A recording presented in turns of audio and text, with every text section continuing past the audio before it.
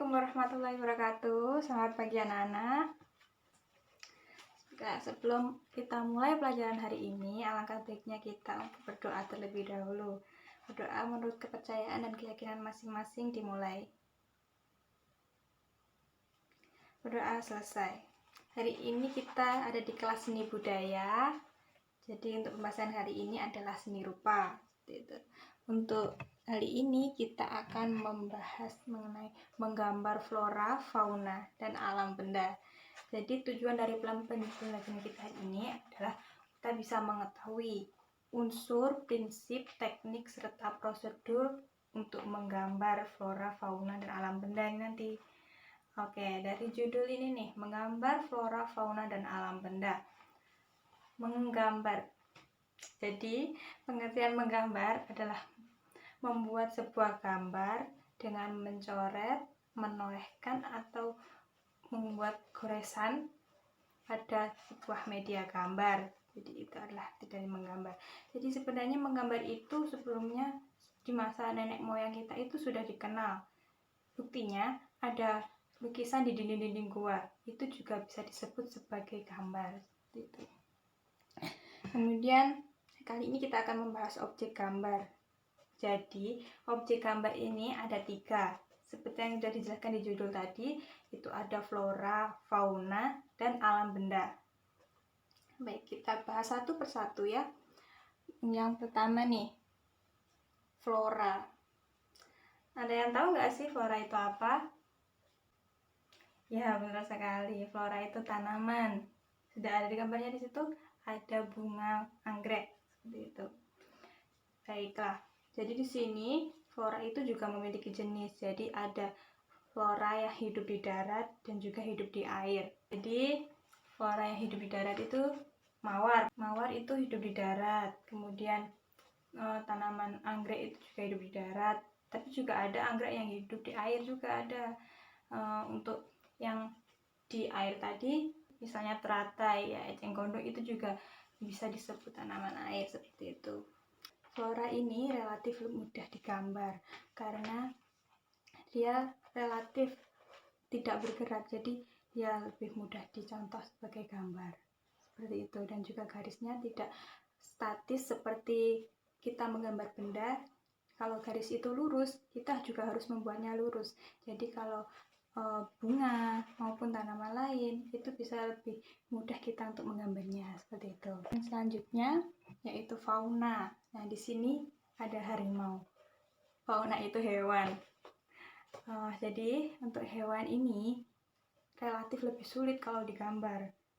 Soalnya dia itu memiliki gerakan, tidak diam seperti tanaman. Kalau misalkan kita gambar secara langsung, kita melihat objeknya langsung seperti itu. Ya, untuk yang hewan ini juga memiliki jenis sama seperti yang tanaman tadi. Jadi hewan itu ada juga yang hidup di darat, di air, dan juga bisa di udara. Ya, kalau yang di darat itu benar, misalnya kucing. Kalau yang di udara, jadi yang di udara itu burung. Oke, selanjutnya alam benda. Nah, di alam benda ini kita bisa menggunakan benda-benda di sekitar kita. Jadi saat menggambar kita bisa memilih benda-benda apa saja yang kalian minati, dan lebih bagus untuk digambar itu benda-benda yang sejenis. Misalnya ada pada gambar ini tadi. Di sini ada peralatan minum. Jadi di situ ada gelas, ada teko, dan juga peralatan lainnya untuk membuat minuman seperti itu. Kemudian kita lanjut untuk unsur menggambar. Jadi unsur menggambar ini adalah dasar-dasar untuk membuat sebuah gambar seperti itu. Dan ini sangat penting perannya untuk kita bisa melanjutkan untuk membuat gambar. Jadi unsur gambar itu ada titik. Jadi titik itu adalah pembentuk awal dari sebuah garis. Jadi titik kalau dihubungkan itu nanti bisa membentuk garis seperti itu. Namanya garis, bidang, bentuk, ruang, warna, tekstur, gelap, terang. Kemudian tadi udah dijelaskan ya. Kemudian garis, jadi garis itu adalah susunan dari titik-titik tadi. Kemudian kalau bidang tersusun dari garis-garis dan dia membentuk sebuah bidang, misalnya segitiga seperti itu. Kemudian ada juga bentuk, yang bentuk ini dia memiliki dimensi, misalnya seperti kubus seperti itu. Kemudian ruang ini bisa dimaksudkan untuk membuat dimensi tadi, yaitu misalnya perspektif. Jadi perspektif itu melihat benda dari jarak jauh itu terlihat kecil, misalnya seperti itu. Jadi itu menggunakan perspektif seperti itu. Kemudian ada juga warna. Warna di sini ada banyak. Jadi jenisnya itu ada primer, sekunder, dan tersier. Seperti itu. Kalau primer itu warna-warna dasar. Misalnya hitam, putih, merah, kuning, biru. Jadi dengan warna-warna primer itu tadi bisa membentuk warna sekunder dan tersier seperti itu. Oke, selanjutnya adalah tekstur. Jadi tekstur itu yang membentuk tekstur kayak rasa kita pada suatu benda. Jadi bisa digunakan nanti untuk teknik arsir untuk membentuknya seperti itu. Kemudian gelap terang. Nah, gelap terang di sini pasti menggunakan teknik arsir. Jadi kita memberikan kesan terang untuk benda, sisi benda yang terkena cahaya, dan juga warna gelap untuk sisi benda yang tidak terkena cahaya seperti itu. Kemudian selanjutnya adalah komposisi gambar. Jadi komposisi gambar ini adalah yang menentukan penempatan, keserasian, pokoknya untuk membentuk gambar tadi supaya lebih indah seperti itu. Jadi di sini ada keseimbangan, kesatuan, irama, dan juga keselarasan. Keseimbangan itu supaya tidak terkesan berat sebelah, seperti penempatan yang terdapat pada gambar sebelah kanan itu berat sebelah kiri. Sedangkan untuk keseimbangan yang bagus itu seperti gambar di sebelah kiri seperti itu. Kemudian untuk kesatuan yaitu keserasian tata letak. Keserasian ini jadi membentuk benda lebih indah dipandang seperti itu. Kemudian irama.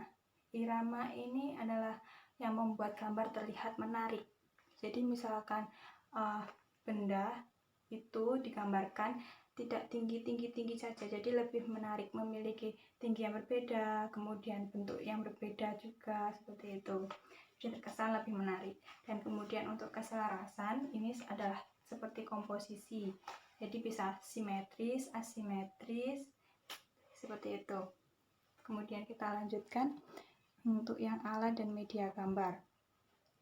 Alat dan media gambar ini adalah yang kita butuhkan nanti untuk menggambar seperti itu. Jadi alat dan media menggambar kita antara lain seperti ini: pensil warna, penghapus, rautan, penggaris, kuas, palet, spidol, krayon, media kertas, media kanvas, air, cat minyak, cat poster, cat akrilik, cat air, tinta gambar, dan pastel.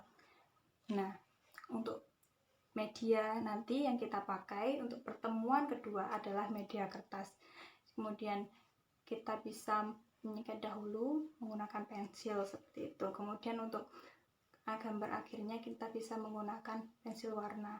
Sebelum kita menutup pelajaran hari ini, alangkah baiknya kita berdoa terlebih dahulu. Berdoa menurut kepercayaan masing-masing dimulai.